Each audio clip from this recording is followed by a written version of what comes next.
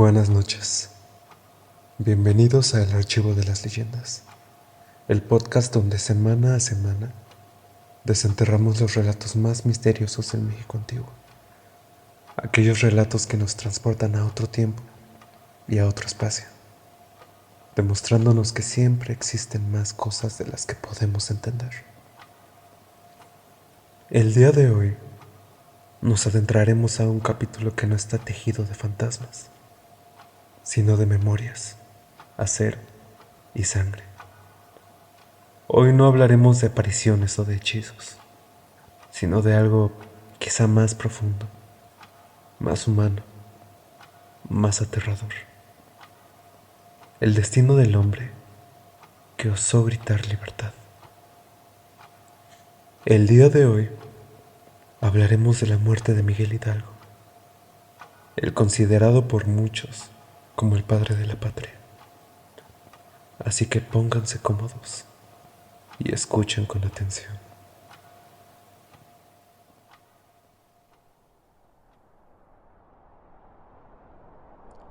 La historia oficial suele pintar a Miguel Hidalgo como el venerable padre de la patria, el anciano sabio que con voz firme levantó el estandarte de la Virgen en Dolores y despertó a un pueblo dormido.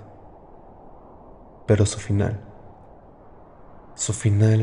fue muy distinto de ese momento heroico. Fue sórdido, fue frío e implacable.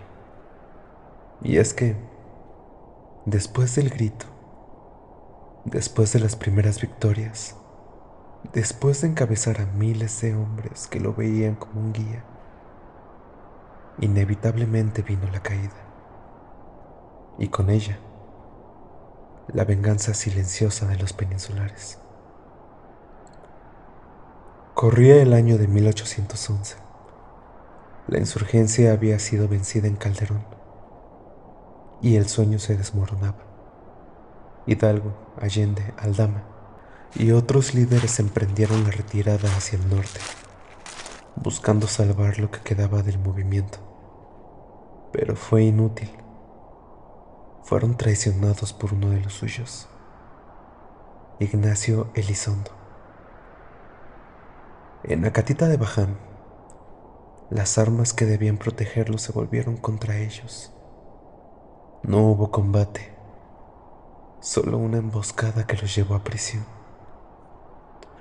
A partir de ese momento, Hidalgo dejó de ser un hombre y se convirtió en un trofeo.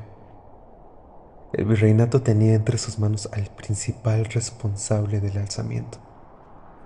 Claro, no bastaba con matarlo. Había que despojarlo de todo lo que le convertía en un símbolo. Su voz, su dignidad, su fe. El largo traslado hacia Chihuahua no fue más que un cortejo fúnebre. No había duelo aún, pero sí la sensación de que algo inmenso estaba por concluir. El aire estaba impregnado de resignación y de miedo. Los caminos por donde pasó se llenaron de curiosos y de soldados. Nadie se atrevía a hablar. Era como si el silencio acompañara a ese cura. Una vez que llegaron a Chihuahua, Hidalgo fue encerrado en una celda de piedra, húmeda, donde apenas entraba la luz. Dicen que escribía, que rezaba, que dormía muy poco, que lo vigilaban día y noche. Algunos reportes de la época lo describen como sereno, lúcido, otros como profundamente cansado, aunque jamás vencido. En sus cartas, incluso en las dirigidas a sus enemigos, nunca hubo súplica, solo razones, argumentos y una calma impresionante.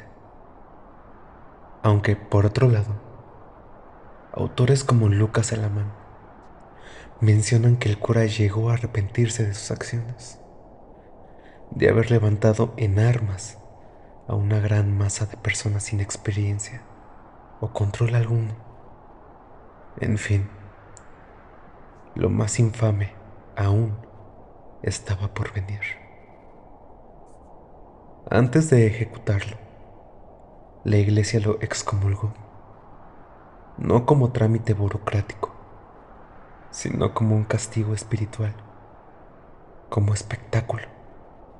Hidalgo, el sacerdote que había oficiado misa durante más de 30 años, el antiguo rector del colegio de San Nicolás, fue obligado a comparecer ante un tribunal eclesiástico.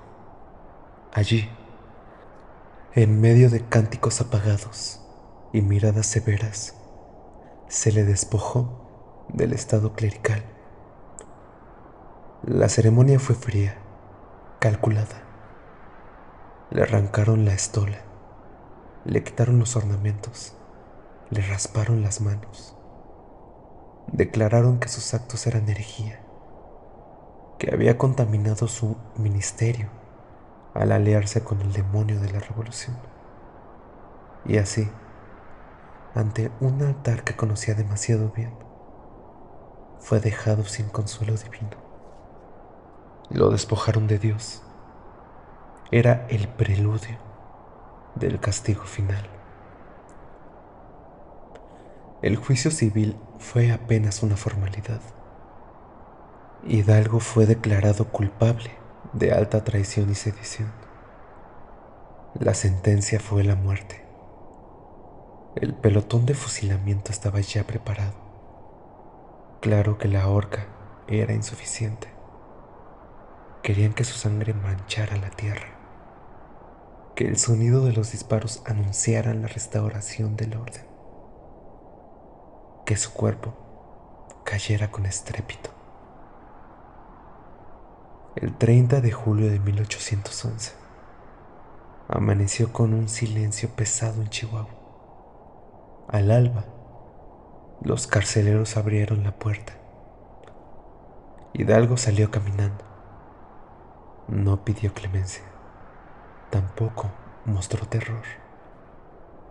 Vestía con sobriedad, una sotana vieja y ornamentos proveídos por las autoridades en forma de burla. Sus canas se mecían con el viento seco del norte. Fue llevado al patio del antiguo hospital militar. Ahí, frente a los soldados que lo miraban como verdugos, pidió una sola cosa: que le dispararan al corazón para evitarle sufrimiento innecesario. Le ofrecieron vendarle los ojos y lo rechazó. Dijo que quería ver el cielo por última vez, que no le temía a la muerte, que la libertad valía ese precio. Los disparos sonaron secos y el cura no murió. Algunas balas le dieron directamente en el estómago, provocando que el cura cayera al suelo, retorciéndose de dolor. Como pudo, se reincorporó para recibir una segunda tanda de disparos. Esta vez fueron efectivos. El cuerpo de Hidalgo permaneció expuesto a los asistentes durante 1 hora. Después, decapitaron el cuerpo. Con él, también a Allende, a Aldama y a Jiménez. Las cabezas fueron colocadas en jaulas de hierro, enviadas en un viaje macabro hasta Guanajuato.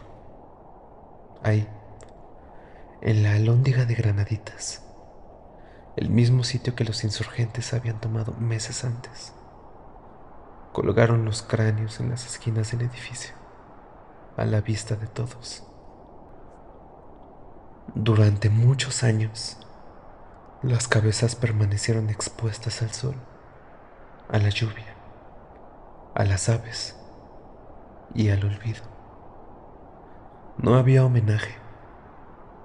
Era un mensaje tallado con huesos.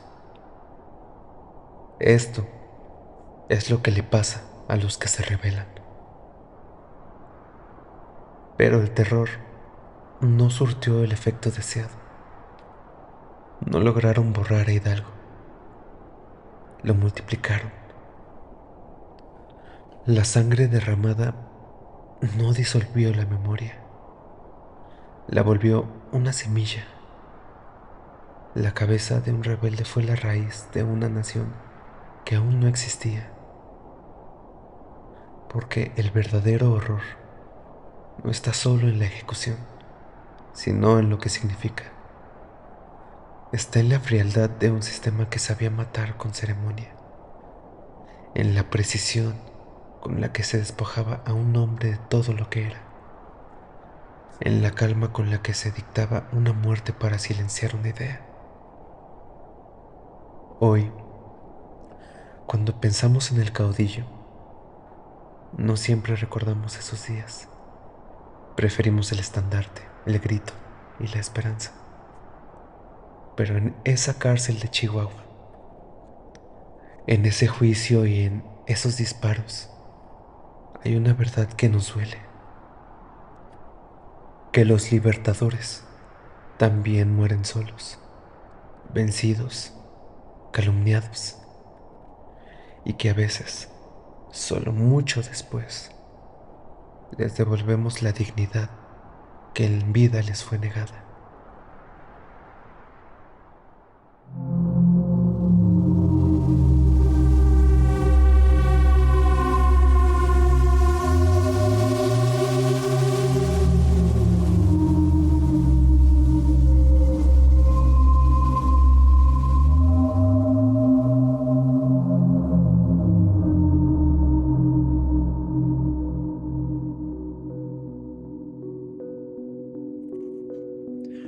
Miguel Hidalgo y Costilla era más que un cura rebelde.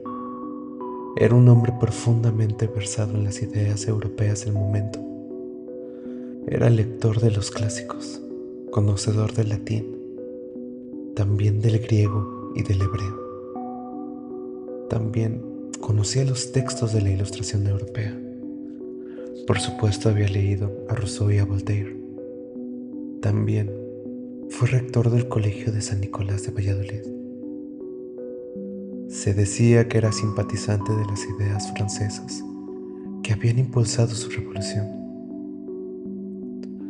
La verdad es que dicho suceso era muy mal visto por la sociedad de la época.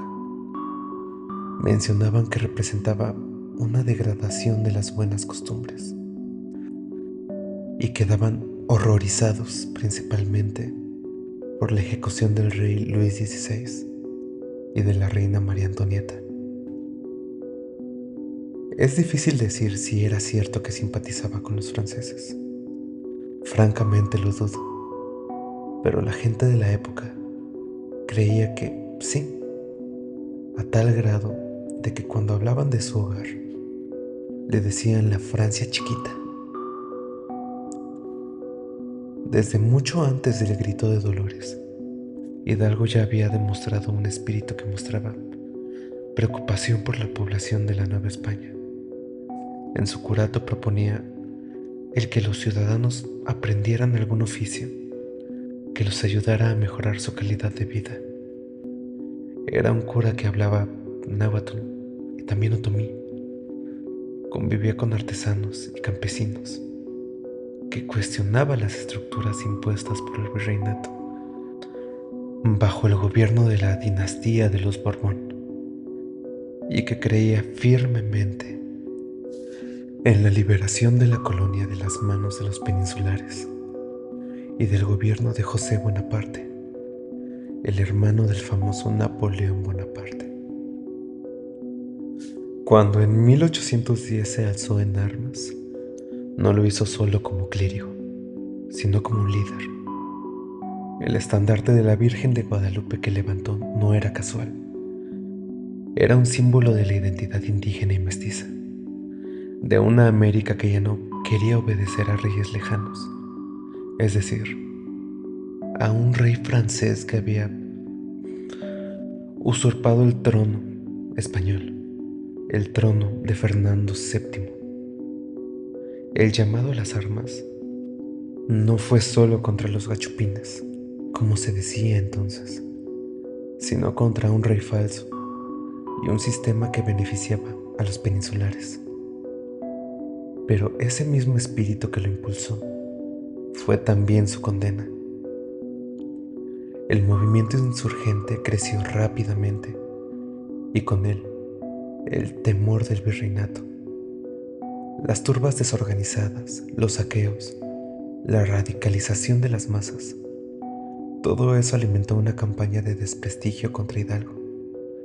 La iglesia, aliada del poder, lo excomulgó, acusándolo de llevar su investidura para incitar al caos. Las élites criollas, al principio simpatizantes de la causa, comenzaron a alejarse. No querían una revolución social, querían autonomía, no desobediencia. Y así, tras la derrota en el puente de Calderón, Hidalgo quedó vulnerable. El golpe final vino de uno de los suyos, Ignacio Elizondo, quien fingiendo lealtad los emboscó en Acatita de Baján. La traición fue absoluta. Hidalgo y sus principales compañeros fueron arrestados sin disparar una bala, encadenados, silenciados, convertidos en prisioneros del Estado. A partir de ahí, todo fue humillación calculada. Primero, se le negó cualquier trato digno. Fue enviado a Chihuahua, lejos de los centros de poder, para ser juzgado lejos del pueblo que lo había seguido. Fue sometido a 2 juicios, uno civil, por sedición, y el otro eclesiástico, por herejía. El objetivo era claro, no bastaba con matarlo, había que destruir su figura, despojarlo de su aura moral y convertirlo en un ejemplo. En una ceremonia pública y cruel, fue rebajado de su calidad de cura. Le quitaron la sotana, los privilegios, la comunión. Fue juzgado por los mismos que alguna vez lo llamaron colega. Y lo más inquietante fue que Hidalgo lo aceptó todo. Nunca pidió perdón, aunque posiblemente estaba arrepentido de cómo su lucha evolucionó, de la violencia con la cual las hordas de indígenas atacaban al enemigo. Sabía que iba a morir, pero también sabía que la semilla de la revolución ya estaba sembrada. Su ejecución fue el 30 de julio de 1811. Fue fría, pero profundamente simbólica. Y como si la muerte no bastara, su cabeza fue separada del cuerpo, embalsamada y enviada a Guanajuato. La colocaron en una jaula de hierro, colgando de la alhóndiga de granaditas, como un macabro trofeo. Ahí permaneció durante años, junto a las cabezas de sus compañeros, de Allende, de Jiménez, de Aldama. El sol, la lluvia y las miradas del pueblo fueron los únicos testigos de esa humillación. Pero el régimen virreinal no supo leer ese símbolo. No entendió que la imagen de Hidalgo, con el rostro descompuesto, no era un disuasivo, sino un mártir. No infundía miedo. Con el paso del tiempo, la figura de Hidalgo fue rescatada. Su cuerpo fue exhumado de la capilla de San Antonio, del templo de San Francisco del estado de Chihuahua. Honrado, escoltado hasta la Ciudad de México. El día de hoy, se dice que sus restos descansan en la columna del Ángel de la Independencia, como parte de un panteón que jamás imaginó compartir. Ese rostro que el virreinato quiso enterrar en el desprestigio, terminó en las monedas, en las escuelas, en los altares patrios. Esa voz que fue callada a balazos sigue resonando cada 16 de septiembre. Ese nombre que borraron de los documentos hoy es el primero que se pronuncia cuando hablamos de la independencia de México. La historia de Hidalgo no es solo la historia de un levantamiento, es la historia de cómo el poder busca borrar, silenciar y desmembrar, y de cómo a veces la memoria es más fuerte que la muerte.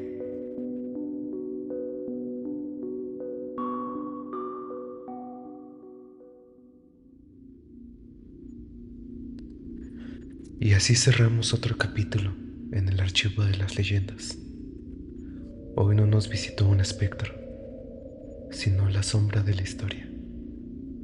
Una historia de pasiones, de ideales y de errores, y de un sacrificio que, para bien o para mal, nos trajo hasta aquí.